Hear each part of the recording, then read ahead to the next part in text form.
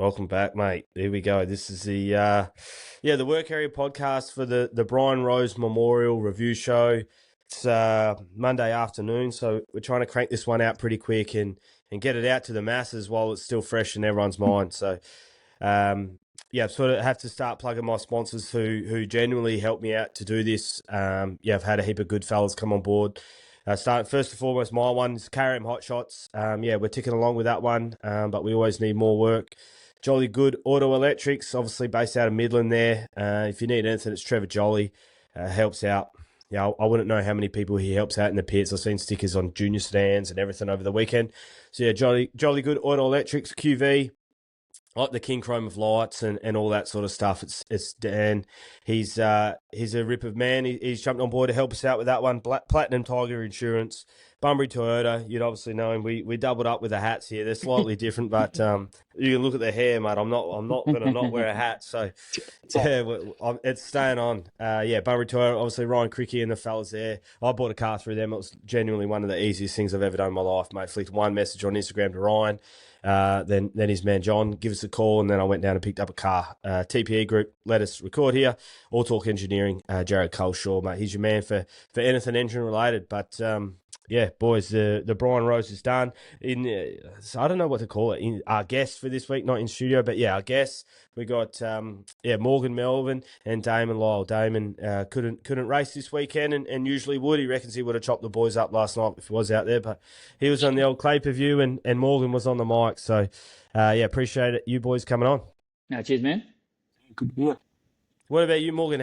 What was the day like today? When did you get out of there last night? Well, I was actually I was smart enough, to be honest, because I said to Chev, look, I want to make it 12 o'clock because I know I'm going to have a shit time driving home from Ellenbrook to get back to Collie. I know it's only, 2.5 hours, but you get stuck in that pits, and especially after a race meeting in Ellenbrook, it is hard to leave before midnight. So I said to Chev, midnight, as soon as that hits, we're just hightailing it and just smoke bomb. Did a Damon Lyall and left without saying goodbye to everyone. So that's it's pretty very good. Unlike you, Morgan. I know. I've learnt in my years of doing this to be home early, especially after the Brian Rose. It hurts. What about you, Damo? Was you just a few chicken wings and beers at home? How did you enjoy the weekend? Yeah, pretty well.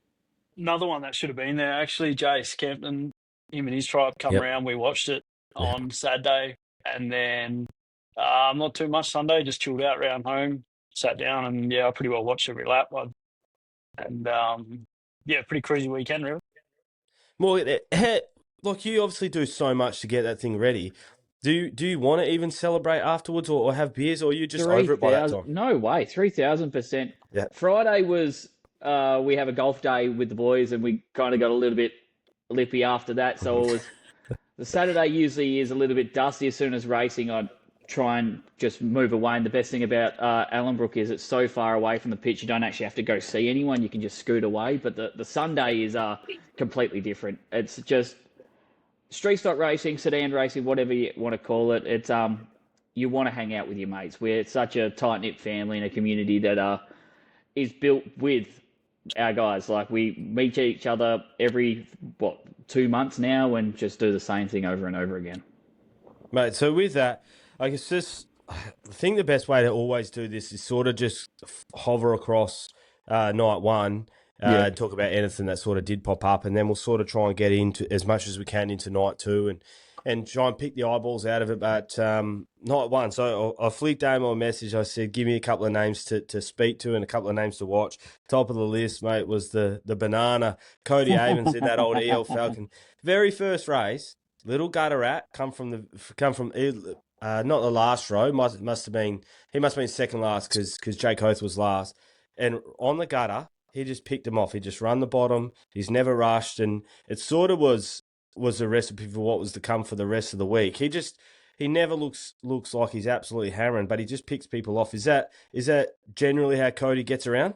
You heard how he speaks on Saturday night. He's just very slow, and that's how he takes his racing as well. It's nothing's a rush. Everything's just chilled, and that family is just so relaxed, so fun. And he takes his racing probably about as serious as we take beer drinking.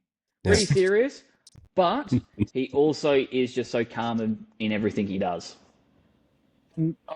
He's always got the same front bumper on it. Like, he's there on the curb, but he's never moving people out of the way. Like, he's clean as they come as well. But There's just no smart. need to when you think about it in the end for him, because everyone gets out of his way, because the track how it was just everyone's trying to bash the boards, and here's that little banana that can run on the bottom side of the racetrack. But in that same heat race, Jake Hoth went dead last to second, and I felt like that really set his entire weekend up. Like, he just got that big points haul, started the second heat off the front, then his top points or second top points going into the night. Like, is it every class? Because it seems to be, but the cream rises to the top in the street stocks. As deep as the heat races were, it always seemed to be the same sort of 5 or 6 dudes coming through for a win. Is that an Ellenbrook thing with how the track plays out, or is it something you sort of see every week? I think Ellenbrook really pulls in the cream rises to the top. It is such a technical track, and if you heard a few of the interviews, a lot of people love the track because you actually have to race it. It's not as flowing. You have to actually... It's like Martinsville kind of much. It's a bit of a paperclip because you've got to actually try and get the car rotated, and you push it too hard, you'll try and run the bottom and just slip up and try and run a slider line that 9 times out of 10 doesn't work. So it does amalgamate for that, and you can see that with the winners list of the Brian Rose, with J.O. winning it, 11 times. So I think when we head to somewhere like Collie and the Motorplex as well, it'll be a little bit different, where we'll have a few other winners that will pop up and show up. But generally, when it comes to Ellenbrook, it's such a driver's track. If you are a good driver, you will win there. You took out any big events there, Damo? I've led it a couple of times. Second, third, but nah. Last year, started on the front row with Jamie, and I probably had as good a shot as I ever would, and I rolled a right front off the beat, of all things. Like, I've never done that before, and I felt real comfortable behind Jamie. It was only 4 or 5 laps into it, but it was as good a shot as you're going to get. I was pretty dejected after that, but we'll go again. Is what's Ellenbrook race like for you, mate? Because Morgan's right. People like on the mic and that, whatever, you can take that for what it was, but just in the discussions away from anyone, people were in love with the track. They were just like, that's as good a track as they've had. And I think you tried to explain it on the mic, Morgan, but it was hard. That was a lot of rain. Like, it hammered down for a long time, and they got that track back very quickly. Like, how does it usually race for you? Yeah, I think, like you say, with the cream rising to the top, it's fast. Like, that's the fastest racetrack we'll go to. And if you want to run up on that cushion or enter 4 wheels over it, you got to have a big set and pretty well be prepared to end up like Jake Blight in his proddy. Like, that's sort of what will happen. Like, what could happen every time you tip it in. So I think that's why stockies are so close, but you sort of do see a little gap of the top 6 at a track like Ellenbrook. And like, if you try to cheat the entry, you slide up into the cushion and it just sticks your nose in. Like, you really got to be committed there. You reckon it's a go? I was going to say, the track looked like it held up a lot better than, well, not a lot better, but it would normally blow off a little bit more with day racing, and it looked like it was overcast. Pretty well for most of the second day, so it just held in there a bit better. You reckon that Jamie O sort of, to his own little detriment, been on the grader, and he's just got so much other stuff to do. He's like, when he's won 11 of them. Has he always been that involved in the ongoings of what's going on at the track and everything behind? Is that standard for him, or has he sort of... okay. 100%. Yeah, like this, I reckon, he's probably 1, 2 or 3 while he was track curating, I reckon. The bloke's the biggest sportsman we have in this whole speedway. I mean, there's no bloke that has put as much effort into his racing and out of his racing. You know what I mean? He was the state president of SSWA. The man was actually the brains of the Month of Madness and what we do with Broth. So without him, we probably wouldn't be where we are at this stage. But it just is a testament that, he's still doing this to this day at a high level, both on the track and off the track. Well, you see him, he's in and out of that grader the whole time. That grader was near where the Iwanows were pitted out of, and I seen him coming back and forth from it that many times. And then even at the start of that feature, he's pulling in and talking to the officials. Like everyone else is, rolling laps, like thinking race. But he pulled in 4 times to talk to the officials just to give him a heads up on where the track is and do that. He's not in a race mode. And then he starts out of 6th. And yeah, I was like, I wonder if it would change for him much if he just fully concentrated on racing. But it doesn't look like he could do that. No way. No, Fuck, I can't believe it went green, that feature. I missed the rain. I was putting the kids to bed, got them to bed, and I rushed back for the final, walked around the corner, and from the Claper View speed shot, the joint just looked like a lake. And I was like, Yeah. oh, fuck, that's job done. Like, oh, yeah, I couldn't believe. And then 10 minutes later, it had rolled in. I thought, oh, fuck, right. I don't know if it was just a camera angle that made it look worse than it was, but yeah, credit to the track crew. It was obviously took the water, and it still looked like it had 2 lanes. It was a great racetrack still. Probably the best I've actually seen the track hold up. Usually, as we say, daytime racing, it blows off and we've got a water truck out every day. But the way that rolled in, I thought, same as that, I thought we were screwed. But Jo, as we all saw, drove straight to the infield, told him what we're doing. We did that, and we had 40 laps that went non-stop. I mean, 70 if you want to include the prod dogs as well, going the 70 laps as well, their 30 laps. So it's a testament what Ellenbrook do, and it's a testament, again, the cream always rises to the top. We get the best drivers in those 24 spots, and it's a race like that. Yeah, that's fair. I was going to talk about it later, but let's talk about it now. Effectively, that track had 70 laps straight, and from lap 1 to lap 70, the track was perfect, and every driver on all 70 laps could not speak highly enough of the track. There's not many tracks around that could have that. Do not touch the track, no water, no nothing. 70 laps at the end of 2-day races, and it'd just be perfect. Ellenbrook's the only place we can do this sort of stuff for Sedan World. I mean, we do it with Motorplex, obviously, when we've got the big tyres and everything, but for a country track, it's got that country feel, even though it's on the outskirts of the metropolitan area. Dude, it's a testament every time we go there. It's a reason why we go there every time, and there's a reason why we get 140 cars in the pits over 2 nights. I reckon Jamie might have cost himself a Brian Rose or 2 since he's been doing the track. Not because it takes away from him, but because the track's been better. Like when the track blows off and gets on the gutter, and you got to have so much talent to run the slick. Like he's, 3 or 4 car lengths better than us. Like he's fucking talented. But when there's bit of dirt and cushion, like I reckon it speeds us up a little bit. Like fellas that just probably feel like me that don't have any throttle control. Like it speeds up, brings us closer to Jamie, I reckon. When it's gut sleep, he's in a league of his own normally. That's a real good point, mate. I don't know if you boys have ever been in the second seat in a 2-seater, but Blake Iwanow flipped me a message and threw me in the number 4 in the 2-seater, and I was genuinely, I knew it would be crazy, right? But I was mind blown with how busy they are. Like the heat race was pretty steady because the track was relatively fresh, but then I jumped in for the feature race on night 1. We started next to Jamie O. We slid Jamie O. I don't know how many people have done that, but I have, even though I was in the passenger seat. But yeah, I was like, this is crazy. We're running down the back straight, and I would have been 50 centimetres from him because our doors were touching, and I'm just like trying to look at Jamie. He's obviously looking straight ahead, but I don't know if anyone is listening and you get half an opportunity to jump in. It is phenomenal how much work the boys do on the wheel, how heavy the wheels are, how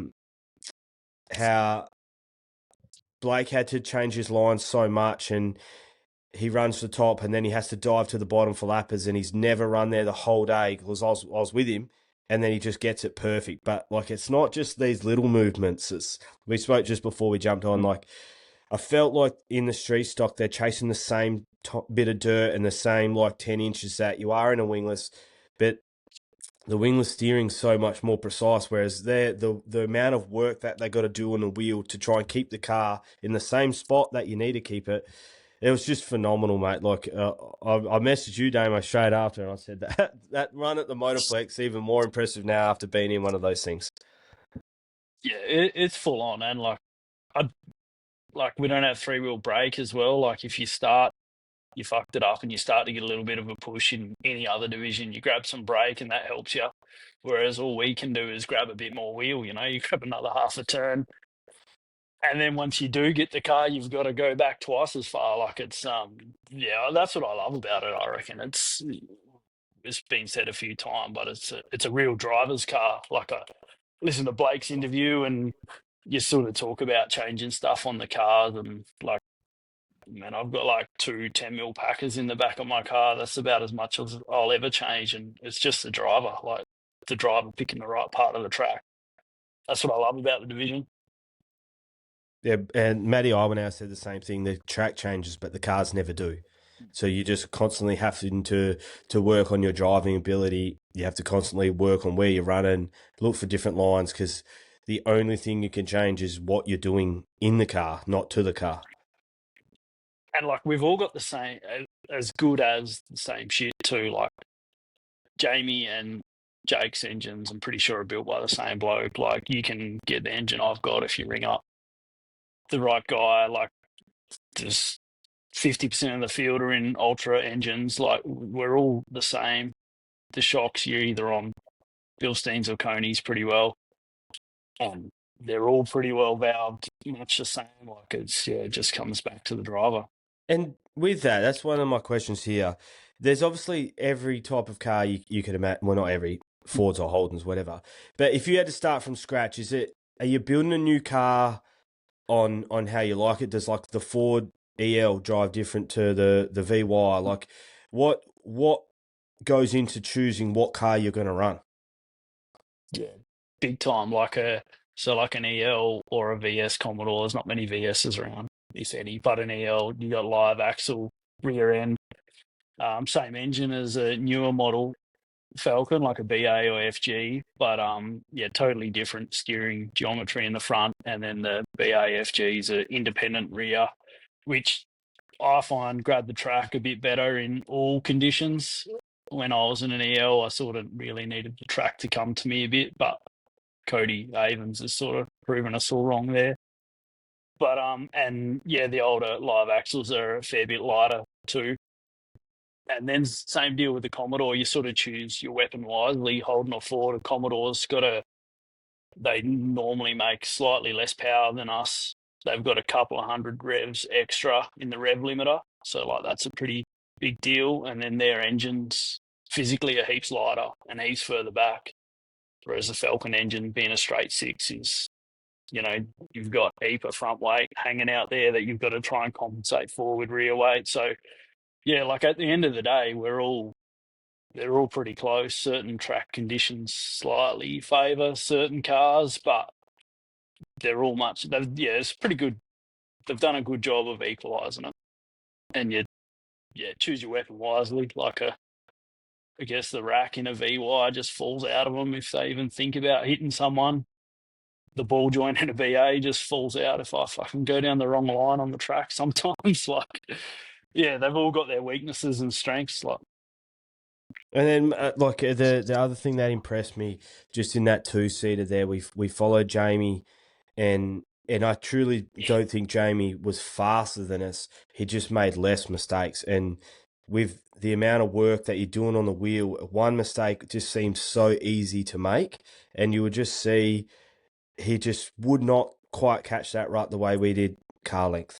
And then Blake Iwanau, he's a winner, right? He's thinking, well, I need to go harder here because he's getting away from me, and then just pushes that little bit more. And is that something that you see regularly, Morgan, with Jamie O, just no mistakes? And then, because it's Jamie O as well, right? It feels like if he throws a nose on anyone, people give up the spot because it's Jamie O. He's going to get him anyway. Like, is he beat people mentally, do you reckon, sometimes? Oh, straight away. Well, he's double everyone's age at the moment with the guys that are currently racing stockies. Yep. So he's just got that aura about him as well. Like people gravitate to him, and when you see him in the field, everyone looks at him and goes, "Oh shit, we're going to get beat already." So just by him being on tracks 3/4 of the time, there's his 36 points straight away, because he gets to that point where they see that, like, he'll just try and drive next to him, and then that guy, maybe with a little bit more experience, will try and beat him to the corner. And we saw it a couple of times. They would beat him to the corner, but he would just still find a way to get past because he just realizes that he's just playing mind games with everyone.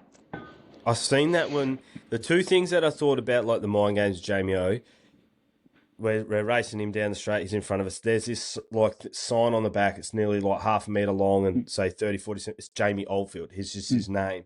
And I was like, that would get me. If I was chasing that, I'd be like, sweet, I'm hanging on to him, not like, how do I get past? And then we had a heap of rolling laps, and none of his rolling laps were just rolling laps. He was running the line that he wanted to. There was this little rut that he did catch a couple of times. He just rev it up and like flick it in, and he was trying to like break that rut up as he came through. Sure enough, it come apart. Then he's rolling that and packing it down. And then he hit that line first on the restart, and he was just gone because he didn't catch it, and he was gone. I was like, nothing was by accident with him. He's a very clever operator. Well, he's done this again since he was born. The man knows exactly what he's doing, and for most of our guys, they'd just be hopping in the car and just trying to do what they're trying to do every time. But he's analysing every single thing because it's a dirt track. It changes every time, and especially when you've got heat races of 15 cars, that's a lot of cars that are going to change the track, and especially when it's mostly radial tyres out there all weekend long. It evolves, it creates ruts like it did. You just saw what happened between when the juniors went out earlier on in the day and then the stockies went out, how much the dirt just pushes around. It's not as flat or building up like when you see a sprint car or a massive racing right rear hits the track. So it's a lot of different games that you have to play, especially driving one of these cars at 100 clicks going into turn number 3 at Ellenbrook. How fast do you go, Damo? Do you know? Do you ever have a thing on it? Because it looked like in that feature, like when Jake or Matty Iwanau got a run, like by the time they got to the end of straight, they were moving. Yeah, I wouldn't know, but it'd be upwards of 100, like maybe 110, I guess, but which doesn't sound that fast. But when you grab, half a lock of wheel and hope for the best, it's fast enough. Is it sometimes just hope for the best, throw it in about here and just hope for the best and then fix whatever happens after that? That's 100% my style. I don't know if everyone's the same, but yeah, look, as shit as it says, like you've sort of got to be prepared to grab your right rear in a hole and be hanging out of the fence. Like if you want to be right on the edge, you've got to be prepared to wreck your shit. Like I don't like working on it, but that's sort of, yeah, you've got to be fully committed. Mate, so the points on night one, no real surprise. I'll sort of just quickly bounce through the top 10. Jamie O is sort of what you expect. Jake Hoth, like I said, he went for the rear to first. Benny Norman, Kane Della, Matty Iwanau, Blake Iwanau, Cody Evans, Daniel Amaduri, Hayden Norman, and Linton Dickinson. Mate, I like Dicko. He's a good operator, mate. He's a character. Just a cruisy dude, and he races like he's like an older version of Cody Evans, just sort of cruises along and picks them off one by one, and by the end of the night, and we'll talk about it, he's 5th. And I reckon by the end of the night at 4 a.m, he was still there too, for sure. Yeah. My bottom dollar. Is there any massive ones that maybe the names there that I could see, like Gavin Minty? I remember at Ellenbrook when I was last there, he was racing for the win and he's 15th in points after night one. Is Gavin sort of someone that's usually up the pointy end?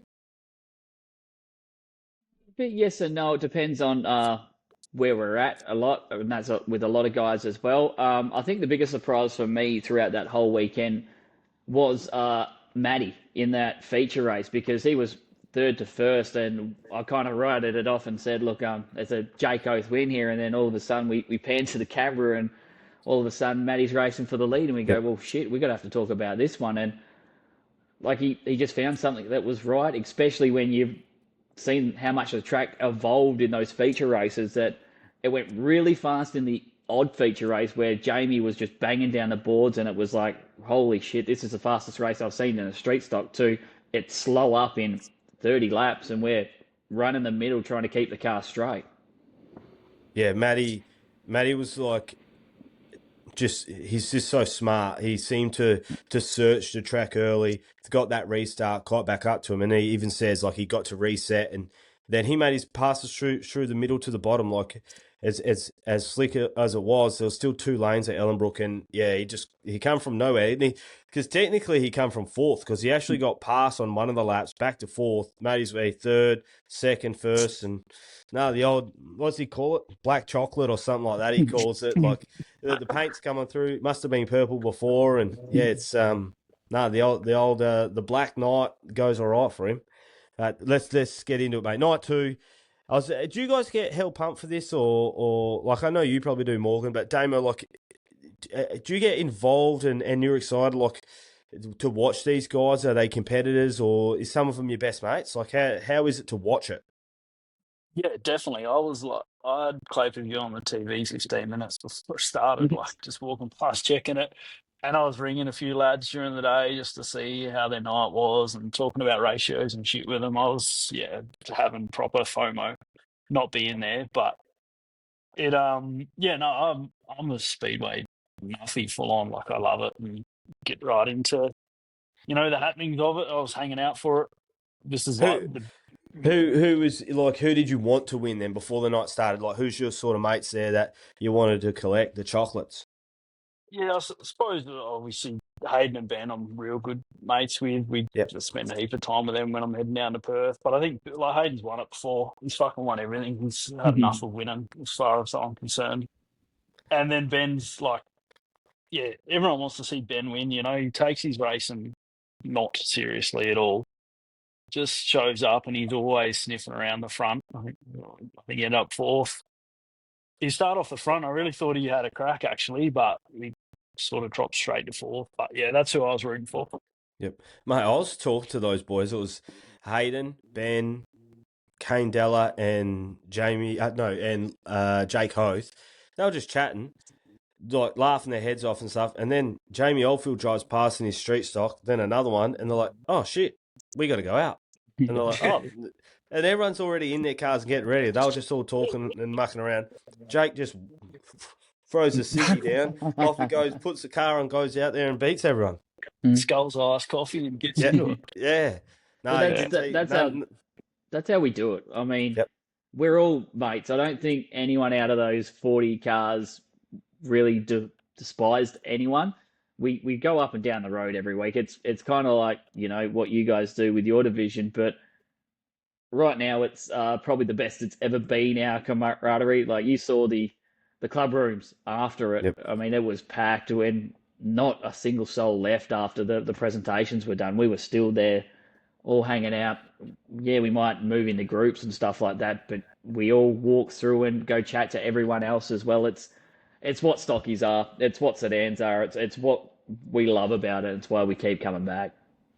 Yeah, with that, I'll talk about the presentations later, but just quickly, the amount of people who got up there and thanked other competitors for helping them out that weekend, like, or engines or whatever. Like, everyone's like, thanks Damo, like he did my engine for me this morning, something like that. Like, everyone genuinely helps everyone. It's like almost like it felt like what the work area is at the Speedway is what the entire pits is like the whole time at Street Stocks. We want everyone to race. We don't want anyone to not race. I mean, as I said, we go up and down the road together. We travel with each other. We're all mates. We all do the same thing every single weekend. Why wouldn't you want to have that sort of camaraderie? It's what we need in this sport. It's what we thrive for, and that's why street stock racing is at its peak at the moment. All right, so with that, the Brian Rose, is it held in more esteem than the state title, or is it under? Where would you have it, Damo? Like, it's far. Yep. So close. Definitely tight, and it'll never surpass the title as far as I'm concerned. I suppose I didn't grow up around the event as much, like being from up north, but always was aware of it and kept tabs on it. But definitely the title, you get to put the one on the door. I think I reckon everyone would agree with that. But then from you start picking off each club's stocky event of the year, and there's no doubt Brian Rose is next in line, and everyone wants to win that just as much as the title. Then yeah, there's a heap of other club stocky shows who are biting at the bit, but yeah, the Brian Rose is definitely the one everyone wants. With that, then, obviously, yeah. So Jake Hoth won the event, and I'll start at one, and I'll sort of work my way down through the list. And if you guys jump in with anything you have on any of the drivers, but yeah, obviously I lived up in Derby for a little bit as well, and I always remember how strong the street stock division is in Derby. Jake Hoth, Robbie Dunbar, Matt Lowe, all 15 Doust family, like Adam Cornish, like all of that, like the street stock racing up there, like not just the top three, but like the top 10 was for a tiny town. The division's good, and Jake generally won the races up there. And has he sort of not come from nowhere, but has he had like as sort of a Jamie Oldfield type domination over the last 3 to 4 years in street stocks? Not really domination, especially the last probably year and a bit, because Damon's been too much of a pussy to come down on a race. It's been well, we've had really three protagonists that have been winning. It's well, four I should say, because Cody Avens has won a couple of major shows, winning a Brian Rose and the Brett Johnson, but JO's always there. But it's been Hayden Norman and Jake Hoth who have literally won everything so far in the last probably 18 sort of months.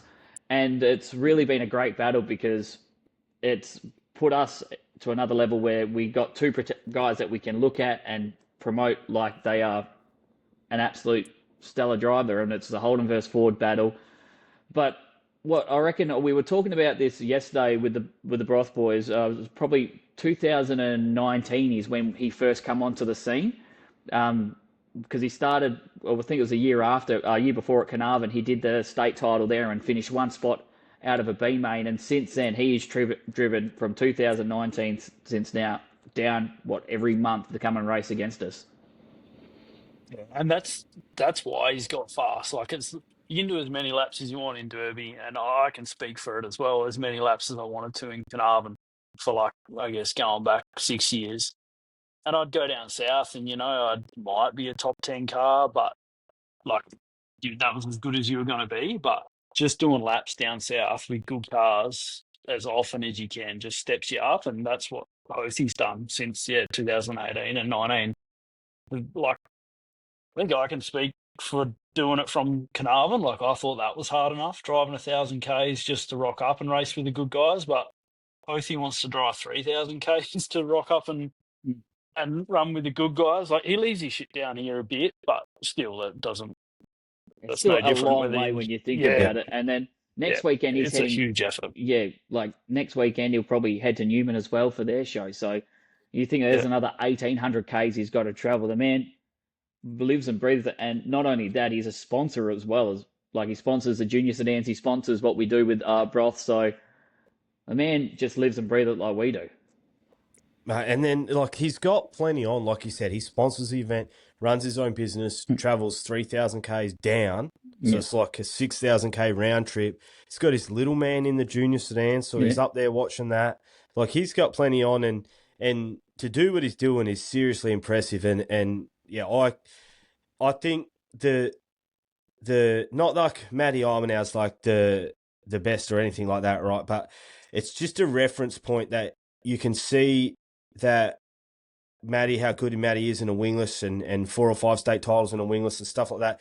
But it's for the Motorplex type people, it's a reference point to know, well, there's Matt Iwanau, and we know what he can do in a wingless, and that dude beats him. Or Matty's running 9th in the street stock. So it's like, it just adds a little bit of more legitimacy to it, because you know what he can do in other divisions. Like, for Jake to Iwanow, one of the Iwanows, was a phenomenal effort, I thought. Like, Matty threw his nose in on him plenty of times, and he's on the rev limit. Jake's car's on the rev limit halfway down the straight. He's never changed his lines. He just stuck to exactly what he was doing the whole race, and he had pressure, and he ended up winning by 0.7 of a second, but he had pressure the entire 40 laps. That was such a chess match, I found, to watch that. I think when you talk about street stock racing as well, like for Jake, what he did to hold it off, yes, it's Matt Ivanhoe and use that as a reference point, but he's had to do that with Jamie Oldfield for state titles. He's had to do it with Hayden Norman, Mick Hammond. I mean, they're names that we continuously hear all up and down the coast already when it comes to it. So he's built tough. Like, he's built Derby tough. straight out. So he just knows how to handle it. And the man just is cool as a cucumber. You give him a smoke, you give him an iced coffee, and he'll just feel like nothing's happened. Yeah. Did he have his big double banger trailer down there? Yeah, he built that trailer. I had a chat to him and his Mrs. Sade, up in the thing watching the little man. Yeah, and I said, "How are you doing this?" And I think he's going to have to build a few more trailers. I think there's a couple more coming through the ranks, but he's got the big trailer down. Brings everyone down. Happy as, mate. They just love the speedway, and it's just that was such a good race to watch. I felt sick watching. I wanted Matty to win, obviously, but. Yeah, they were just so close the whole race. Was it sick to watch on Clay Per View, Damo?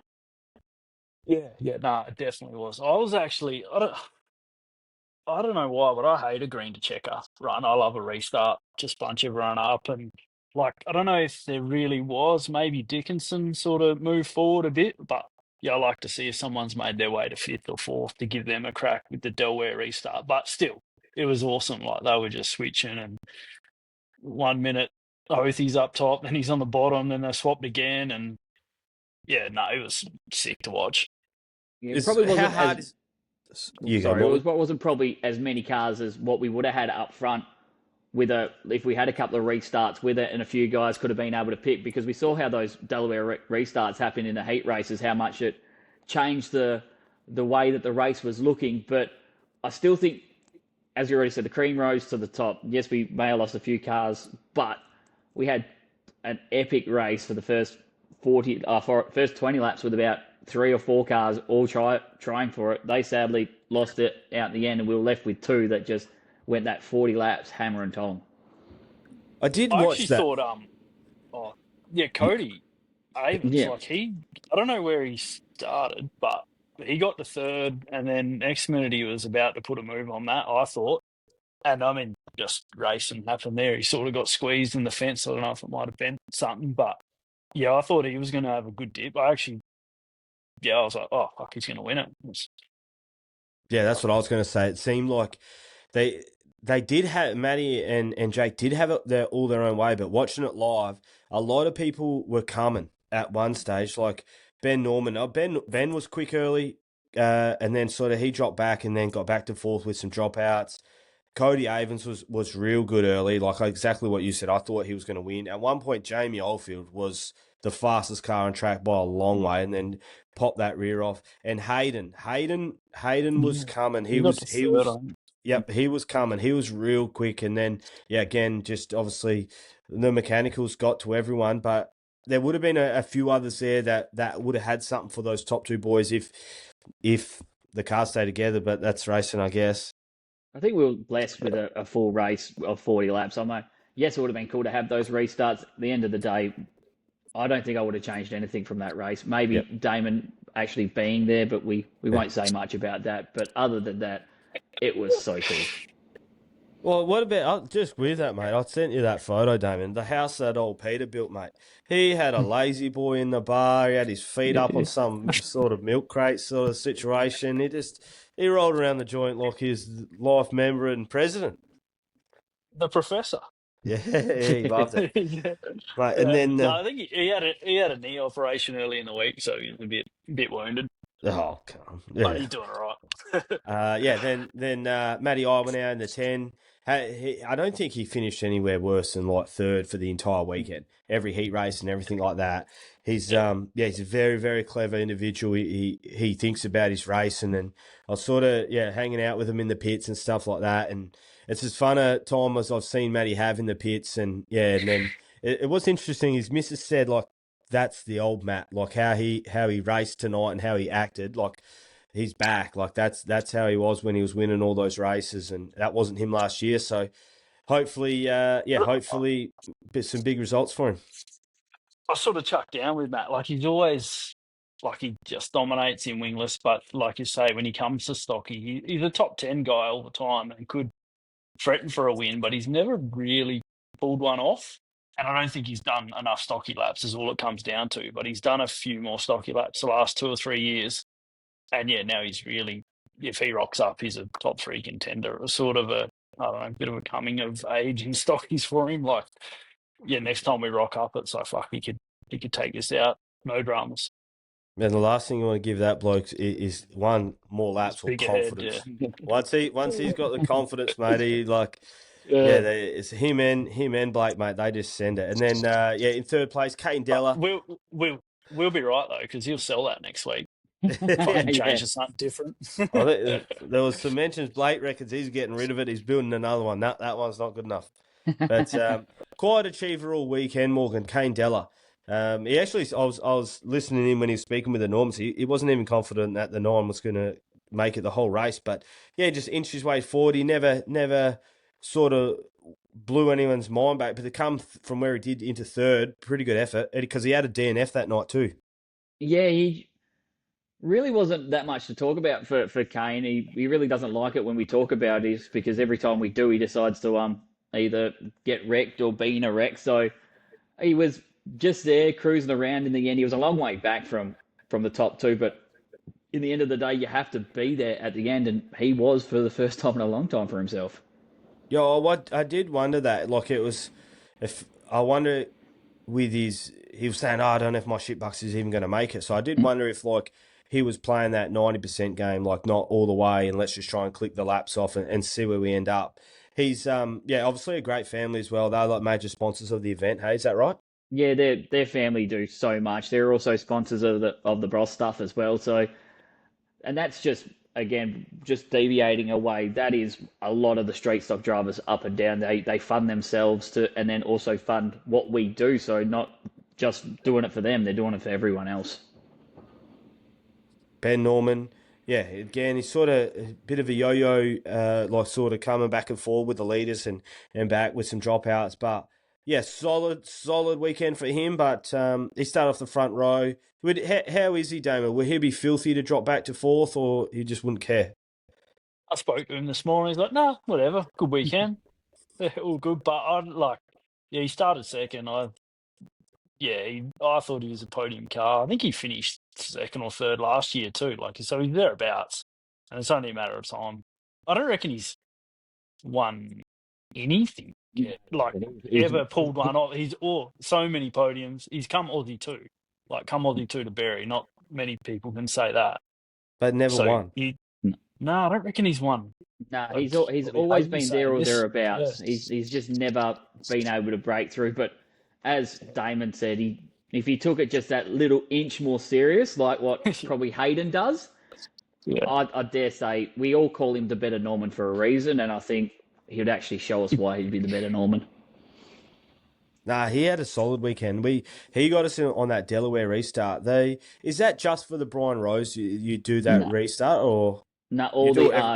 All Tri-City events we do it for. Okay. So it's something we've done since the start of the month of Madness, and we do it for every event just to keep it the same for everything we do. And it just, again, these guys just, whatever we throw at them, they breathe at it, they love it. So we just keep doing different shit for them week in, week out. Mate, the 100 in fifth place, Linton Dickerson. He's an Esperance man. He only just lost to Ben, so he was 0.3. Like he was catching Ben, 0.3 of a second off getting the fourth. Like how long's he been rolling around in the street stocks? Like when I spoke to him, we had a beer afterwards. Like he's actually had some seriously good results. Yeah, so he actually had been great mates with Jamie O growing up, and then moved over to Tasmania. Has come back. He went to live in Esperance, and I reckon he would have been in with a proper shot for a top three if it wasn't for that incident that you guys were involved in the prelim A main. So that hurt him in points a little bit, but the guy is an absolute gem. The last 2 Month of Madness rounds that we had, he was the hard charger because he just decides to show up at one stage and all of a sudden remembers how to drive, and then he does probably the best 30 laps you'll ever see, but then has a shitty 10. But he's, again, a great bloke. He's an absolute gem, and we love him in the sport. But you go, mate. I never really played for you, didn't catch him much, but I just about guarantee he would have passed every car on the bottom too. He's a bit like Cody, he just sort of snivelled his way forward, and next minute, fuck, he's in fourth. His plan was roll through the top for the first 20, Doesn't matter what happens. And then once he gets to 20, then he'll start to pick it up a little bit. I watched him, mate. The old dog, just exactly what he did. He did. Like, he did lose a few spots early. He never changed what he's doing. Few dropouts, and then he slowly started picking it up. And like you said, Ben's an Aussie too.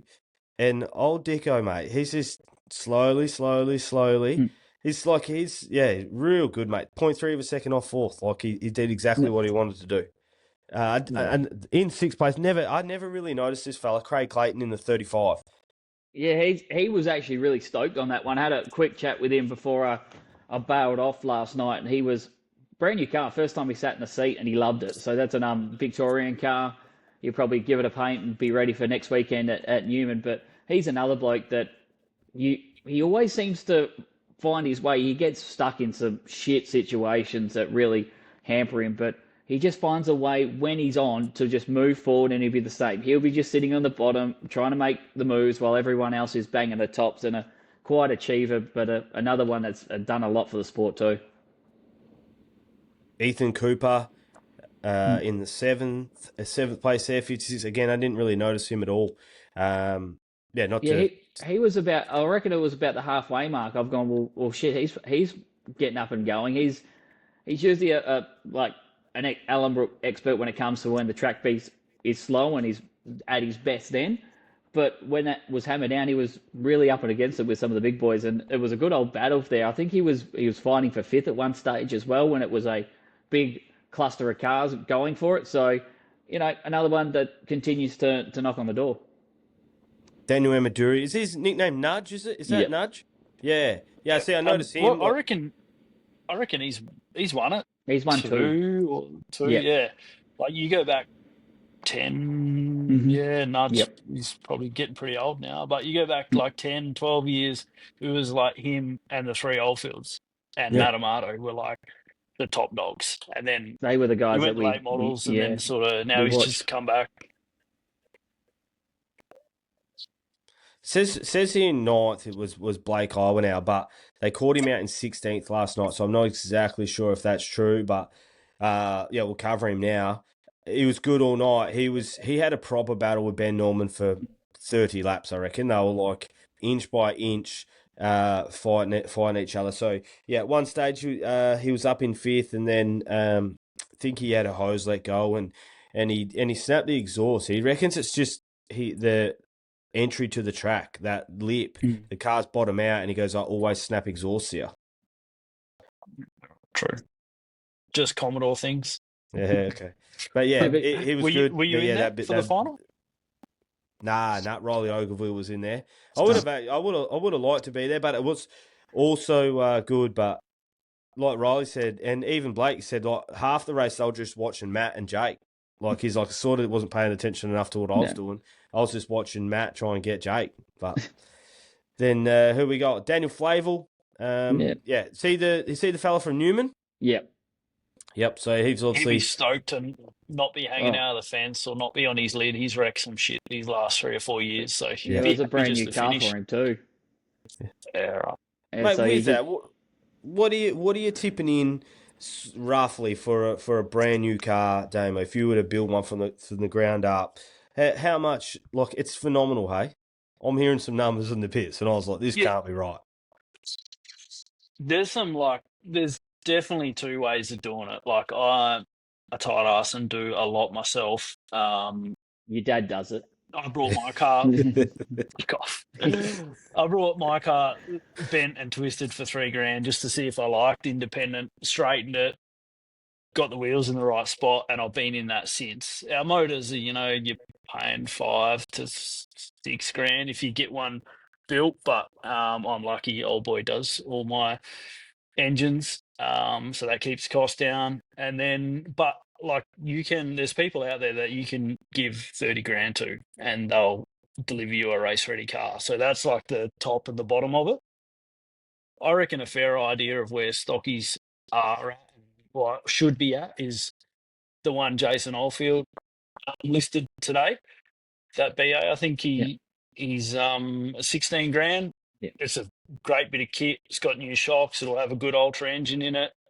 if Jason wasn't so rusty, it'd run up the front, but he hasn't been in a stocky for a while. I messaged him this morning too, just to tell him that he's making BAs look bad. But yeah, I think stockies have got out of hand a little bit, but like there's a lot of people that don't have the time or the know-how to build them themselves. So there's people out there that are building them for you. And I mean, obviously, when you start paying them wages, that's where the cost chucks up a bit. But there's a lot of people out there that are doing shit themselves that, you're doing it for under 10 grand and you're still competitive. So, yep. Yeah, well, even when I was talking to Cody, he was like, I don't even know if I could sell this car. He's like, I don't know if anyone would even want to have it. Like, and he's at one stage looking to win. So, well, he's the same as Damon as well. Like, he does everything himself. Like, puts the fiberglass on himself. They do their own motors. They source everything themselves. And I think that's a lot of the difference between, the top guys and some of the slower guys. Like, yeah, I know we got JA racing for Luke and Rose Novell, but most of the guys are, at the front actually are doing it themselves. They're actually learning what they need to do to make their car fast. Yeah. And then in 11th place, a Damon Thompson in the 10. I don't know if you know much about him. Like from now on, there's not that many that I'm across. So I'll be leaning on you boys to get some insight on Damon. Yeah, that was the first race he's done in a long time as well. He's had a year off to become a dad, and he actually did quite good. He was pretty stoked, and how as he should be. I mean, it's the biggest race above the state title, and to finish 11th, I think that probably is about where he should have finished, and probably would be happy about it. And then, the Gavin Minty that we spoke about, I just remember him in that last Ellenbrook. He was actually really racy. So he's in 12th. I'm not sure where he would have expected to be, but yeah, 12th is where he ended up. And then, I think he did get lapped, I think, in the end. But what's Gav's sort of, is he local? Where's he from? Well, he's from Mora, but I mean, this race is completely different. You've got to come straight away, ready to bash the door down. I don't think he was that sort of racer. I think that the Ellenbrook of daytimes is a bit of a different situation, but the Ellenbrook of night, you've just got to be on your game 110% straight away. Who we got? Peter Herbert in the 44. Sorry, you go. So that car, he's probably only done 2 or 3 shows in that car as well, and yeah, that's probably one of the up there dollar cars you probably heard about. So I don't know, he might have been looking after it a bit, but yeah, you go back to like them Ellenbrook club shows, say, and then you chuck another 10 to 12 quality cars in that weren't there. Like, I mean, on his day, he probably could have run in the top 5. But Peter Herbert, he's done a heap of laps. Sort of knew him from when I was a kid, and he's done a heap of laps, and 13th in the end. Just the only thing, just held up the leaders a little. We raced the leaders a little bit, old Peter there. So I think he even hooked the back of Jake there coming down the main straight. So didn't look the best, but yeah, I'm not sure if he thought he was racing someone or not. But 13th for him. Ray Leonard, Brett Brennan, jump in if you know any of these fellas. All these guys. Ray. Back in the sport, back in a stocky as well. He was doing double time as well in the Proddy as well. He missed his first heat of the Proddy, but it's like those guys. I think every one of them. It's just like making an A main for a state title. You wear this one as a pride badge to be in this show. And I know a lot of us probably wanted to have a bit more of a excitement build up for the race, but obviously the rain turned out otherwise. But I mean, these guys got their day in the sun by being in that 24. And then, Brett Brennan, Jason DeGoldie. Yeah, he's a Victorian. Yep, yeah. So that's what when I got to him, I was, bar these titles, is this the biggest non-title street stock race in Australia? If you got people travelling, like, is it sort of up to that sort of standard? Yep. Yeah, right. That's awesome. Yeah. So he drove from Victoria. He was in one of the Amateuris cars they put him in. They're pretty good family friends, I think. But like this event, I think we've had like 6 interstaters once before, maybe even more. Like back, So and they have trucked across for it. Like it's held in that high regard. To be fair, Jake Hoth may as well be an interstater. Yeah. Like, it's the same distance. Yeah. It's shorter to come from True. from Adelaide. True. Yeah, and I mean he does it every time. Yeah. It's awesome. But yeah, pre-COVID days we used to get upwards to 6 to 7 guys actually truck across, but that kind of has slowed down a little bit, and I think we probably didn't put as much proper time into trying to get guys over for the 40th that we should have done. But hey, again, we love it because it's the Western's best. We get the best of our guys to do this show, and I mean we keep it local, keep it cool. And then into the DNFs here, there's some actually genuine names. I'm not sure how Brooke Oldfield generally runs, but I thought he was actually pretty impressive through the whole weekend. Night 1, night 2. Yeah. He actually put a couple of races together there where he looked genuinely fast. Obviously, unfortunate with a DNF there, but is he spin many laps? Probably not as many as you need. But he works away, but not as many as he needs to run consistently top 5. But got the pace, and it won't be long, and it'll be another fucking on-field win in stocky races. Yeah, I think he's a bit of a likes to enjoy doing the other things in life like we all do, but when his dad's a 2-time winner of that event and a 3-time state champion in Jason, so it's just bred into him. But when he hops into a car and wants to put his mind into it, damn, he's good. Yep. And then Hayden, he just had a sort of a dog shit weekend, really, in terms of luck. He actually drove good when the car was good. He drove really good. And like I said, the two sort of that I thought were catching Jake and Matty, and that was Cody, who's next, but Hayden as well. Hayden was fast for a long time, and I'm not sure what happened, but just as he come into turn 3, something snapped, and you just heard, and then he just was no good. Do you know what ended up happening to him, Damo? Yeah, tired eliminated, he said, but I'm pretty sure he was blaming Ben. He reckons Ben turned down on him, pushed the guard in, and the guard was rubbing on the guard was rubbing on the tyre, but Hayden would have just made that up. He probably slammed Ben, I reckon. But he was good. Yeah, and then the collie man Cody Avens, quiet achiever, but he's an actual achiever. Early in that race, he was as racy as you could get, mate. He was looked real good. Sounds like they sort of run a somewhat of a different package to what most people would in terms of how they run the car. But yeah, obviously Cody's found a way to make that thing work because he was real fast. And you guys got any insight what happened to him? Yeah, clutch went on his, so that was a bit of a heartbreak. But you got to think about it. That car's 30 years old. Like, it's an E-Series Falco compared to guys running. I know BAs and BEs and all that, they're still 10 years old, but this is 30-year-old technology, and he's making us look stupid 3/4 of the time. And that sounds a testament to what the Avens are doing with that car, but also should give a bit of a heads up to the guys running, the independents, that maybe they need to go back to live. Yeah, everyone bailed out of live axles once FG started coming around, and Cody started building one too. He was going as well, and then that's how he takes his racing. He couldn't be fucked finishing it off, so he just kept racing the EL and kept tinking on that and got faster and faster. And once he won that, he sold the BA now. Yeah, when he won that Brian Rose, the car actually stayed in the paddock until the coal miner, which is another 6 weeks away. So it just sat there in the same dirt in the same spot. Then all of a sudden, a week from the coal miner, he goes, "Oh, well, we better go get a car ready, shouldn't we?" Yeah. And then Paul Briggs, didn't really notice the 12 at all weekend. He's obviously out relatively early in the piece. I didn't see why he put him. He smacked the wall hard. He was starting to chase the top 10. Yep. Like he's just another one that's a quiet achiever. He's a former WA number 2. He always comes to these big shows. He probably just hasn't had the amount of laps with being a FIFO worker now, and just when he hops in, he's quick, but he just probably can't string the laps like he used to. I reckon he's podiumed at the Rose before. Yeah. I reckon. Yep. Going back a while.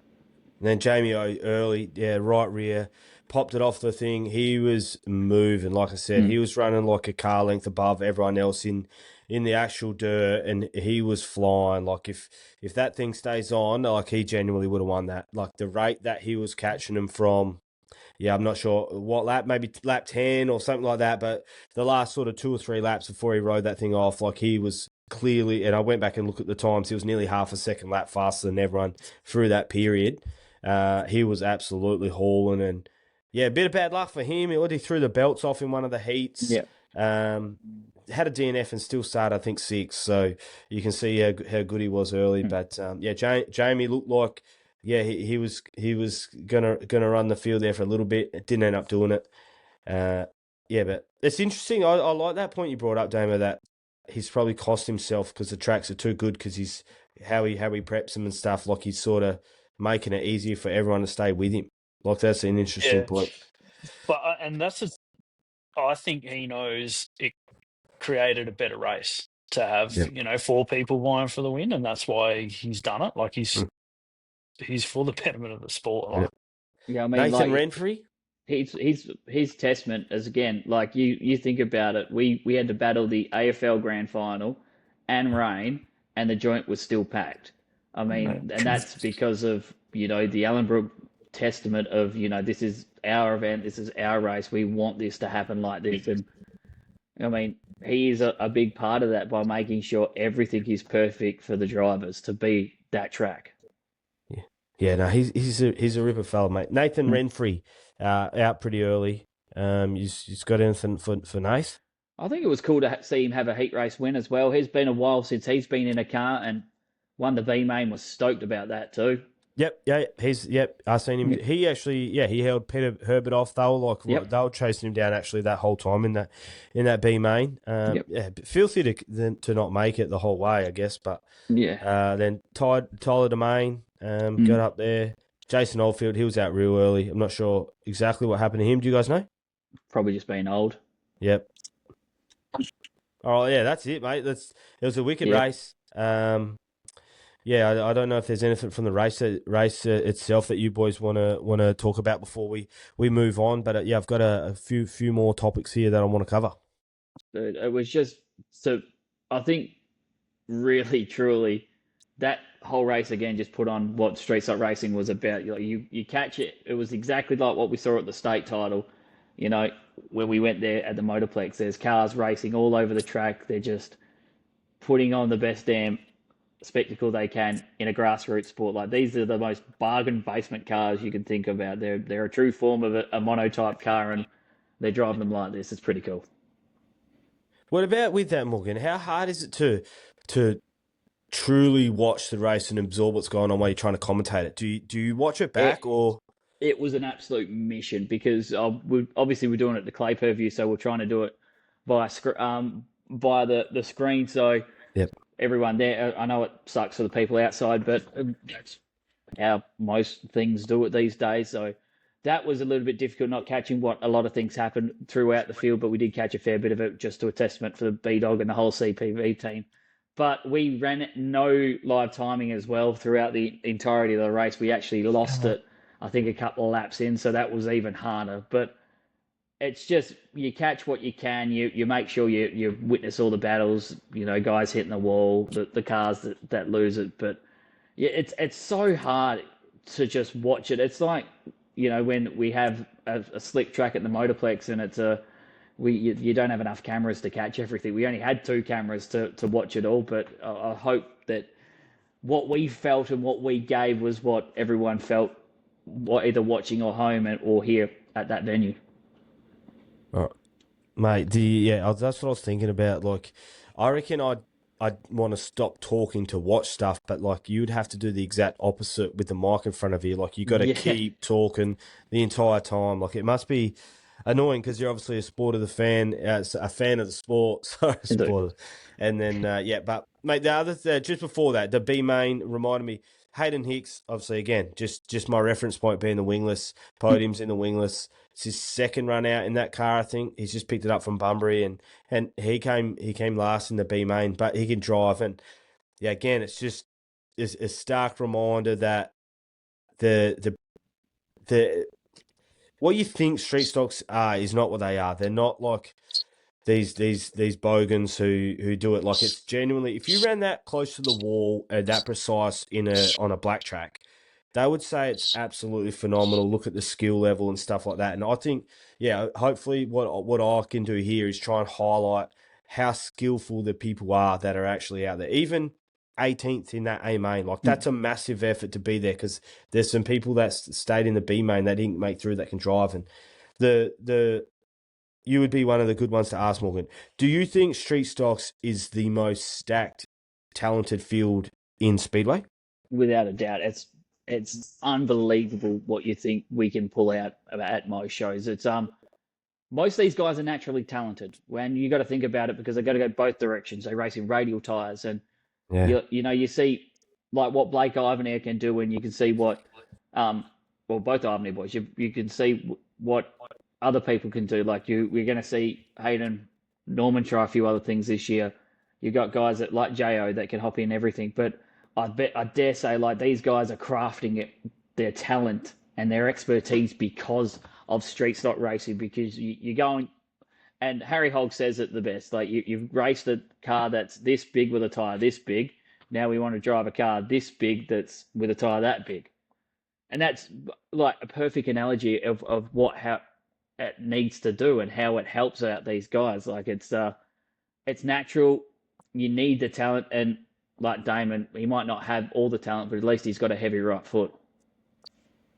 I think, like, back to your question about it being stacked, it's because it's so accessible, the division as well. Like, I mean, I reckon there's probably 30 talented people that could or should be in a 410 but don't have the funds. Like as much as it is a talent division, like you'd need some backing or some good sponsors or come from a pretty wealthy family, whereas to get in a stocky, like if you've got some talent and are driven to get in there, you can get in there on off wages. So I think that might be why it's more stacked, maybe. And you think about it this way as well, is we've got 200 stockies in WA, just in WA. So that's a big talent pool that we can pick off of as well. And there's more cars that sit in the shed not racing. So it's we got a lot of drivers, we got a lot of talent, and it's great that they don't feel like they need to as well, like progress. They want to stay and race street stocks.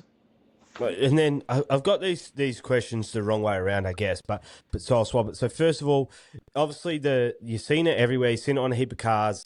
Broth Enterprises, Broth Speed Lab. What is it? Like, I actually wanted to ask heaps of people, but I didn't want to find out the answer not on here. Like, so for the first time, I'll find out what is it. You can start this one, Damon. Yeah, back from the start. It's probably back when me, Hayden, and Ben were all full on into our race and single, no kids. Well, Hayden probably had kids, but we were, and I was coming down, and I'd always get to Perth, stay at their joint, and it was a real single man's joint. They had the shed right next door at Salter's joint there with a couple of hoists, and we'd all work and prep our cars there at a time machine. And after a few beers, we'd all start to talk a fair bit of shit, and it'd be like, oh, let's go to the lab and tune up our cars. And there was nothing, it's a stocky, there's nothing you can do to it. But we'd all talk shit and how we were going to be faster and who was going to win. And Dan had his sticker shop next door. We'd all be putting last minute stickers on, or Hayden would be changing engine for sure. And it was at the speed lab. And then you'd roll over into Hayden and Ben's house, a proper single man's joint. And it was like a broth because it was filthy. It's come a long way. Since then, they've got some women in their lives who tied it up. So a few things sort of, it all got spun up into the Broth Speed Lab. But I guess it's probably a bit of a rip-off from, what's the Speed Lab in America, Morgan? Swindell Speed Lab. Swindell. Yeah. It's probably a bit of a rip-off from there, but I won't tell him that. But, and it just, group chat come from it, and we talk some shit, and always come No. We'll see what happens. Oh, you lost me, have you? And oh no, I can hear you. We're just losing. But this is what I said. And that's sort of that's what stockies are about. Just shit talking. We have. You might have to go. Yeah, that's that Carnarvon. There he is. We're losing you there, Damo. We do now. That? Yeah, it is. Yep. So I don't know what happened then. But is it a business or is it just a shirt that you'll wear? It started out as a bit of a shirt that we all just wore, but I guess Morgan's sort of spinning out now. Get it, Morgs. Yeah, so obviously we forgot about the EL Nation as well because we all started driving ELs at the same time, and from the ELs we all went to they went to B Series Falcons, and I decided to take this a little bit more full time as there's getting these guys the recognition they deserve, and so I started after I left Bunbury. I wanted to keep doing my sedan stuff, and I thought, well, if that's the case, well, we've got this broth rolling off with the Speed Lab that we make a whole heap of shit about people and just make a whole heap of mockery. Let's turn the fun stuff into the serious stuff. So from the Speed Lab turned the Enterprises, and that's where we run all of our series out of. So the Month of Madness and the Tri-City, and then also the West Australia Cup, and then whatever guys want help with stocky events that we all try and run it through the Enterprises. So then was the Brian Roselock run under that banner then, the Broth Enterprises? Yeah. Yep. Yeah, well, it was obviously it's under they do everything, but we just latch our Enterprises onto it with the Tri-City. They don't have to pay anything. We look for all the money ourselves and we fund it all, and then we just ask tracks like, hey, can we latch onto your show and we'll help out with promotion. You don't need to do anything extra. We'll just do what we do and talk to the guys, make them all come in, and that's how it really works. It's not really like you must pay me this money, or you need to do this and this. I say let's try this and give it a crack, and it works since the get go, and we just keep on doing it. And who's we? Who's in it with you? Well, we've got obviously myself and Damon, the two Norman boys, the two Sutton boys. We all and Jace Kempton. We don't really talk about him because he races a Holden, but and Trent Lyall, who decided he wanted to race a sprint car. But we do everything together. It's we might just use myself as a bit of a latching tool to do everything off the Enterprises, but it's a true group effort. We do it because we love the sport and we love the division, and we were handed something golden by Jo when he built the Month of Madness, and we just want to continue to carry that on. So with that, then have you guys had a chance to, I don't know, do the numbers or anything like that from the weekend? Like how from the back end of things, how was the event this weekend? Well, we don't do that. That's all from the Ellenbrook standpoint, but that's it was as successful as it could be, especially with what we had. And we don't get crowds like that very often at Ellenbrook for many other things, but it just seems that it's this show that everyone wants to be attached to. And you think about it, like they have the Matty Iwanau Sprint Car Series, they have late models, but they are so true-blooded sedan racing, and that's what was so cool. Yeah, that crowd was way bigger than when the sprint cars were there. Like, easily. For real. And as with easy. It was huge. Yeah, way more than that. There's no way. Every time it happens, like you walk through that bar area and you just feel like it's like home. I don't know if you watched when Flow Racing did like the entrance for Eldora for the World 100.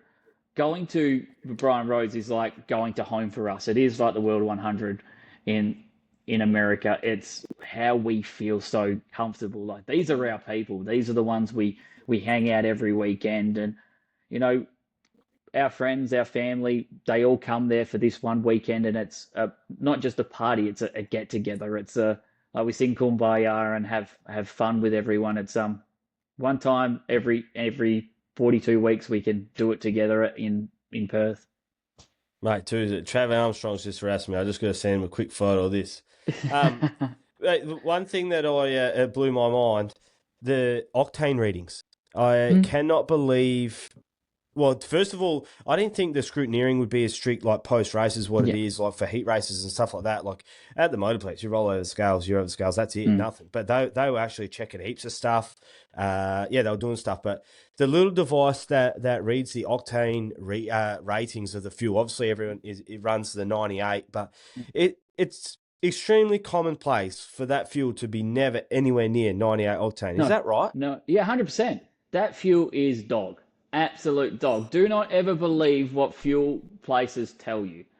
Like we try and say, oh, we get it from this place because we know it's good. But 9 times out of 10, you are looking at 87 to 82. I think there was one joint, they had a reading of 91. You got to think about these tanks have been sitting probably dormant with just fuel sitting in them. That it never really gets flushed, it never gets turned. It's just you're getting the best of what you can. Well, what's the lowest rating you've ever got, Damo? I've seen it down to like 82s and shit before. Like it's crazy. I've actually brought the same tester because like you take your engine to a dyno, and so you sort of want to know what was in it on the dyno, and you try to get that wherever you go. I sort of consistently, I've checked every servo up here a few times, and I kind of get like 91 pretty consistently.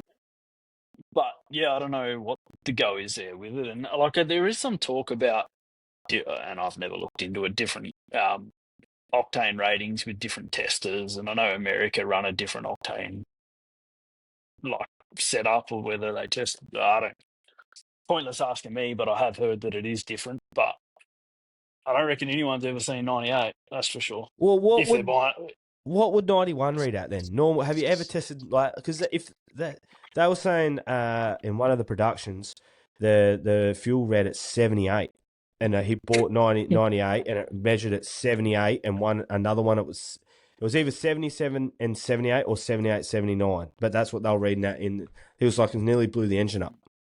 Yeah, and that's what it'll do. It'll fucking put a hole in a piston, which is shit. Yeah, 91 must read at 50, I reckon. Yeah, true. Yeah. And then and there's nothing you can do about that other than either run the gauntlet or run it down. And how important is that then, Dame? If you get 91, and you dyno your engine at 91, so you have to get it as close to 91 to race. Is that is how everyone operates? Yeah, ideally, because like if you get any less, your engines will start pinging and carrying on, and you'll end up burning oil. It's not good for them. Yeah, right. And there must be a bit of tomfoolery going on then, I reckon. I hear some whispers. You might have to check the bins in Derby for a bit of octane boost. I'm hearing whispers. Yeah, no, I think they can pick that up pretty easy. But you do hear a fair bit of talk. Because you can buy a 102 in a 20-litre drum, and people start shandy mixing and shit. But it's pretty clear in the rule book that you have to buy it from the pump outlet in the town that you're racing. So. But so just for the idiots like me, you buy 98 from the pump, no one actually gets 98. Mm-hmm. Yeah, that's how pretty the much. readings are. Yeah. I was going to say, go get a tester, go to the local fuel station, go see what you get. But yeah, I reckon the closest we've got when we were doing it was about 93, but never anywhere close. Like I've heard of people get 95, and you go, yeah, that's pretty good. But you get 98, you're not getting 98. But then that's suspect then. If someone comes around with like 95 to 98, then a few eyebrows must be getting raised. If it's and it's that common that if you actually had 98, there would be something wrong, because no one can get 98. If you get 98, everyone's going to go to that fuel station the next day straight away, without a doubt, because it's just bizarre when it does. And if someone does get it, they would probably never tell you where they got their fuel from anyway. If you get 98, you can smell it. Mate, and then I've got some other divisions, but we're getting on a little bit. I don't know if anyone will still be listening, but obviously this doubled as the Westralia Cup, with Hayden Norman winning it initially, which is why it was there, and then now I guess this is right up your domain, Morgan. The Westralia Cup heads up to Derby, and I don't know if you can say when it's going to be or whatever like that, but talk through the Westralia Cup. And then I'll go to Damo to talk about his old man and his involvement. Yeah, well, it all come from his old man anyway, but it's been something that we brewed about over a few beers. I think that's everything that we've ever done with Broth and with stocky races is beers has been involved, and probably get kicked out of pubs. But it's something that's been really cool. It's actually pretty much based on doing something like this, because we need to get guys to go everywhere and chase this sort of track and this trophy. And I think what we got is what we all envisioned and planned for with this race, is to go to these sort of events and these sort of tracks. We're going to try and probably plan it in September in conjunction with the Donny Archer, and probably slide over across and do the Shinzu in Broome as well, just maybe think of a series or something to keep people up there. But we've already had talk of about 3 trucks going up, and maybe that was just piss talk. But I think everyone is going to want to go just because of what Jake has done. 1, and number 2, it's the beauty of this West Australia Cup, because we had to go to Damon's and take it off him there, and now it's doing what we envisioned it to do, was to have different places every year take the win, and we have to go there and win it. I know it's pretty hard for you to even rock up to a track lately, Damo, but would you reckon it's September you might be getting up there, or what's it look like this early for you? Yeah, definitely, 100% we're going. On the back of what Hothie's done and not just Hothie, there's like 5, 6, 7 other Derby dogs that have been coming down religiously, and Broome, they've supported us. A lot of our events, we wouldn't have 50 cars there if it wasn't for them, because they bring in 10 sort of thing. So, but yeah, and this event is, and this is what. Remember when Dad was talking about it, he was like, fuck, we're going to end up in Derby. And it was like one day sort of thing. Yeah. Jake's going to win it eventually. And we're all like, oh, no, that's a long way. But this is the intent of it all along. We don't want to create another event. We just want it to boost numbers at an already established stocky event. Yeah. And it's probably on the back of us being in Carnarvon. The Noise champs are always, pretty well supported. But it's like, fuck, how do we get a few more good stocky guys here? And yeah, we dreamt it up. I think it was after a Brian Rose a couple years ago, and I guess Dad thought of it, so we're like, right, we'll do it in Carnarvon first, and then me and Hothie ran door to door for 15 laps in that final, and I just seen this orange thing flashing past me, and I was like, fuck, we're not going to Derby straight away, because it'll kill it. Well, that's not what we want. Yeah, we don't want to do that. Give us some other 100%. places. It would have killed it too. No. Yeah, and I was worried that it would have killed it. They needed to build up a little bit before we went there. And yeah, I was lucky enough to win it. And then Hayden won it last year, so we got to see it move to another good event, which is as good as it could have happened. And it's good. It's our little thing. So ideally, it would have run next year at the Brian Rose, but we're like, fuck it, why can't we run 2 West Australia Cups in 1 year? So it was up here in June. Hayden won it. Yeah, Brian Rose there, and yeah, it was great. I messaged Dad straight away. I was like, yes, it's working. This is what the intent was, because I always wanted to go repay Hothie and Derby, but it just never worked out with work, and everyone's got life going on, but this is put a bit of a stamp on it, and it's like, no, we have to go. We don't have a choice, and I reckon there'll be 15 to maybe 20 other people thinking the same as me. I reckon they'll get a good showing. It was a massive talk in the club rooms on last night. Was we got to do this? We have to go support it, even if it's throwing some cash at Derby to help cars come up as well, or just getting trucks. So the whole plan of it was like the America's Cup sort of style. Is you win the trophy, they have to come to your town to take it off you. And there's 2 trophies actually given. One, the big one, actually goes and sits in the club rooms of that actual tracks that won it. Yep. And that's what Ellenbrook did. It's what Carnarvon did, and it's named after Damon's old man, because of obviously he thought of this. It's time to acknowledge people, and there's a second trophy that actually stays with the driver, and that's under 3 blokes that actually were the founders of what we do with street stock racing with the first month of madness, and it's the Oldfield O'Dowd Clayton Cup. So Jo, obviously we know what he does, but I think it was in 2020 after a SSWA AGM, myself, Jamie, Stevie O'Dowd, and Craig Clayton wanted to. We all went out for lunch like we have been in years gone past, and we just dribbled and talked about street stock racing, and then more beers kept flowing and more food was added, and by the end of it, we dreamt of the month of madness, and from that has created everything that we have. So without guys like Stevie and Cheesy, who have been probably 2 of the forefront of actually helping not just promote, but actually put their money where their mouth is to get these stuff done, well, myself and Jamie got everything else on the outside organised. It's amalgamated to what Broth is, what street stock racing is, and to what we get to live and breathe every week. No, and Derby, it's yeah, I lived there for a few years. I reckon I left about 2 years ago. But yeah, like I spoke about, the only club in town besides the golf, which is still pretty good, but the speedway there props that town up. Like that's what everything is. Like it helps that there's like I said, 15 Douse boys that get around and yeah, but they all pitch in and they all do good. It'll be massive. I got a mate, big Darren John, mate. He'll be up there. He'll throw some coin at the club. He's a ripper fella. The Dunbars are up there, like that. They'll have that club up and going. I think they just resurfaced it as well. Yeah, they got like a chick that does photography up there. Like they got everything that they need, and they'll put a massive effort into that weekend. And the track's sick too. The track is awesome. I never forget the first time we really truly had the full Derby experience. It happened at the Perth Motorplex of all places. I think it was the first time we actually ran there for the Tri-City. It was a weekend that actually a lot of the sprint car guys actually stuck around and hung out, and all of a sudden we're just looking around in the pits and they're Derby leg wrestling right in the middle of the asphalt. And the guys, there's so many guys just, I remember sitting there going, what the fuck is this shit? But those boys just turned one on, and it was one of the, that's when we realised that what's going on is it's working. Nah, you'll love it, mate.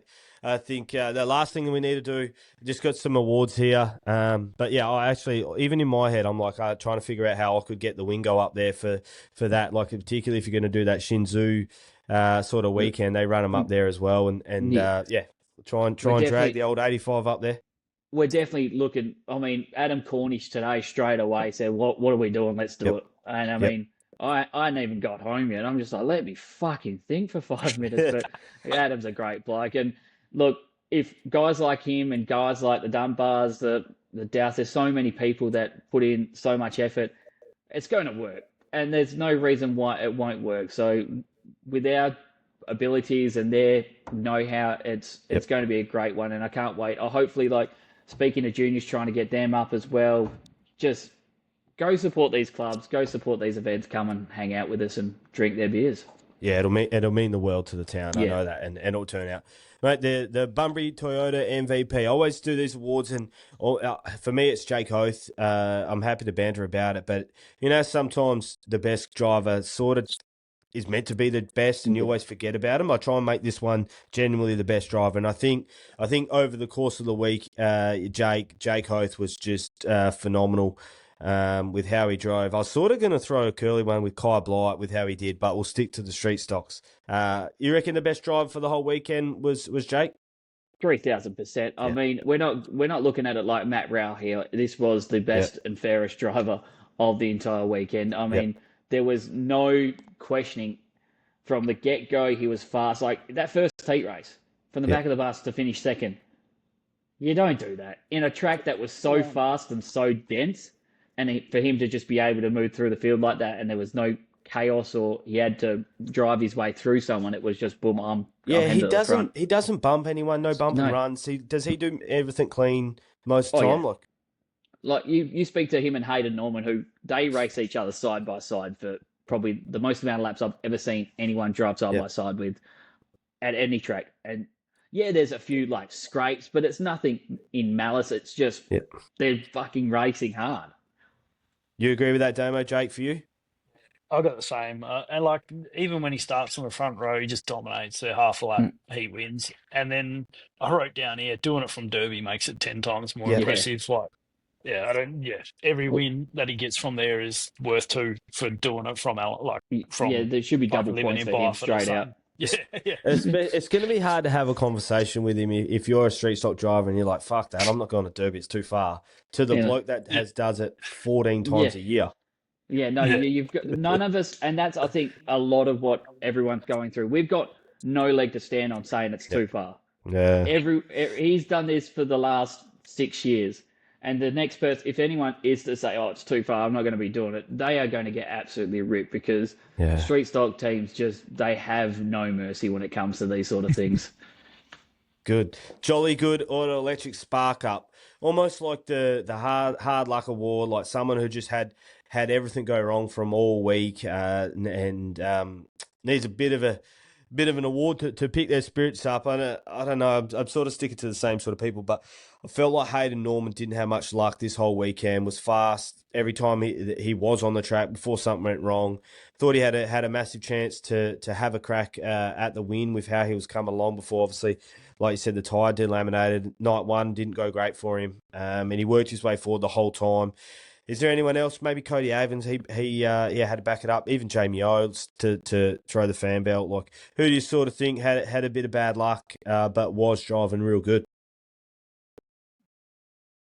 I got bit of a left field one, and I mean the top 10 would have been a good result for him. But Cade Munro in the 24 Yep. EL, young fella, like he's only been in stock. He's probably 2 years, and ever since he started, he would have done every Month of Madness and Tri-Series event, I reckon. Like, he's just a good supporter of stockies, and he's getting faster. But I saw one heat, he got squeezed into the wall. There was nothing in it, but a Benny steering wrecked his heat. In another heat, he just jumped the cushion. He did it himself, but he was having a red-hot crack, Benny steering again. And then he's an ex-Carnarvonite as well, so there's probably a little bit of favouritism here. But that B then main he got dogged as well. That was so heartbreaking. And he did a power steering hose. He pissed out on the alternator and stopped charging, so he missed another heat. And then he charged from the back of the B main, and he probably would have won it, I reckon. Like, he's got some good pace. And then old mate just looped it in front of him. Looked like a tiny innocuous hit. Bent his steering again. It's just, fuck, should have stayed home, mate. But I really think he's got pace and gonna. It'll be a while till he wins something, but he'll be sniffing around in the top 10s, no doubt, soon. Yeah, he's that sort of guy that has like now learnt. He gets fast and gets like wrecks himself. Now he's at to that point where he's fast, but gets involved in just incidents that are not his fault because he's at that space where he's too fast and he can't really calculate it at the moment. But I have to say, even though it's not stock, is that rollover for Jake Blight, I think has to go as well. I think we'll go level for these two because both of them were unfair, and for Jake to be leading like he was to go upside down was scary. Yeah, that was a big leak, eh? Like, I felt like maybe I'm a little bit more used to him watching the open wheelers more than I watched the sedans, but there was genuine panic in the bar there. Like, people were skipping the fence and running. I don't have no idea where they were running to, but people were running. Like, they were just with a full panic, like maybe family or whatever. But yeah, it was enough that it fully scared the entire crowd, mate. Everyone was like dead silent. It was a real eerie feeling. And then, luckily he did get out and he was doing the hand signals there for the feature race. But that was a big lick. Yeah, that Blight family are amazing. They're just the whole Lover family is just Speedway. But these production sedans now, they're mini late models that are trying to get through a monocar. So they're just built to do something, and we're trying to make them do another thing. And this is what's going to happen. You're going to break stuff. The left rear trying to act like a droop rule in a late model is it's going to cause these sort of things. They're getting stress on places where they're not used to having stress. Yeah, no, well, Kyle was moving, but I'm happy with that one, mate. But well, I'll sort that out there. I'll flip a coin for that and put that up between Munro and Blight there for that. And then the QV Spotlight, obviously, all these Bunbury Toyota, Jolly Good Auto Electrics and QV, great sponsors of mine. The Spotlight is, probably, Munro sort of can fit the bill for this one as well, but just something that, like someone who drove good, like a Linton Dickerson type, like you probably didn't notice them, and maybe to make the A main for someone, it might be a massive result. But I think just trying to think, I was going to do Linton Dickerson, like again, like you wouldn't know him. He wouldn't really make any headlines or anything like that. But I think he said he came 5th last year. This is 5th again. He came 6th in the state title. Like, he's putting some solid results together. And if you could sort of, thanks to Hayden Norman, he introduced me to him, and it sort of made me aware of who he is. But Linton Dicko, he's a ripper fella. Is there anyone else there you guys sort of thought, geez, he's had a better weekend? Oh, that's who I had as well, Linton. And like, he's another diehard. He follows stockies everywhere. He just rocks up at the track with his swag or rooftop tent maybe, and he's there for 3 or 4 nights. And you go to the next stocky show in Collie, he'll be there, guaranteed. Like, that's who I had. And he's sniffing around top 5, so it won't be long, and he'll be on a podium. Well, he might have mentioned he's going to put a new car together last night. Yeah, that'll take him about 7 years though to get done. So we've got enough time. But I think for me as well with that is just a generalisation of street stock racing as a whole. Call me like a diehard of these guys, but you looked around in the crowd and there's so many guys that you just normally see at sprint car shows. You never see them anywhere else that were actually at this show, and you go, well, what are you here for? And they're like, well, the street stock racing. Yeah. It's cool. We love it.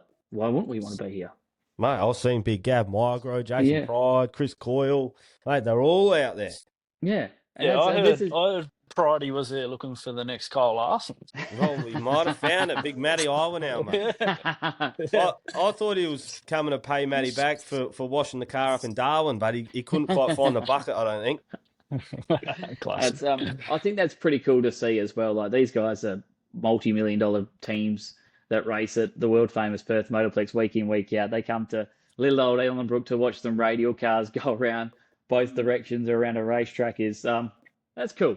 I think that's a great place where we want to be, but street stock racing will never deviate from its roots. This is what we are. This is who we are. Yes, we get an amazing opportunity at the Plex to race a couple of shows a year, but we stay true to our roots and we stay true to, what we do best.